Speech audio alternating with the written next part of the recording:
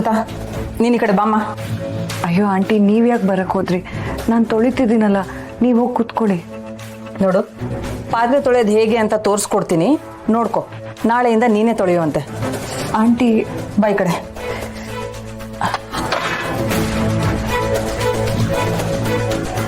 ಸರಿಯಾಗಿ ನೋಡ್ಕೊ. ಅಯ್ಯಯ್ಯೋ, ಪಾತ್ರೆ ತಳ ಎಲ್ಲ ಸೀದೋಗಿದೆ. ಸೀದೋಗಿರೋ ಪಾತ್ರೆನ ಹೀಗೆ ಇಡಬಾರ್ದು, ನೆನ್ಸಿಡ್ಬೇಕು. ಸ್ವಲ್ಪ ಹುಣಸೆಹಣ್ಣು ತಗೋಲಿ.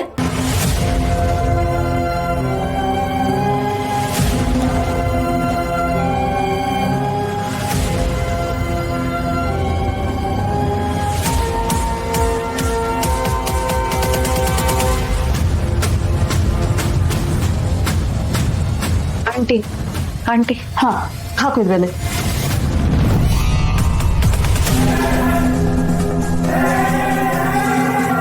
ಅಯ್ಯೋ ಅಯ್ಯೋ, ಹೋಗಿ ಹೋಗಿ ನಾನು ನಿನಗೆ ಹೇಳಿದ್ನಲ್ಲ, ಹಿಡ್ಕೋ ಇದನ್ನ.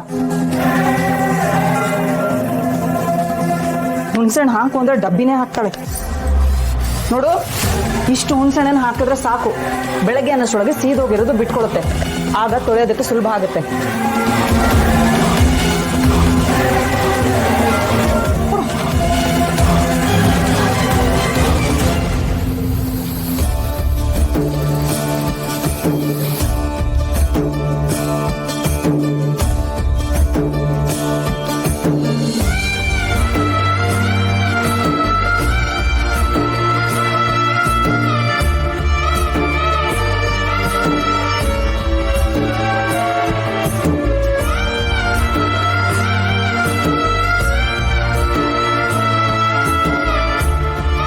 ಅಮೃತ, ಊಟ ಮಾಡ್ದೇನಮ್ಮ?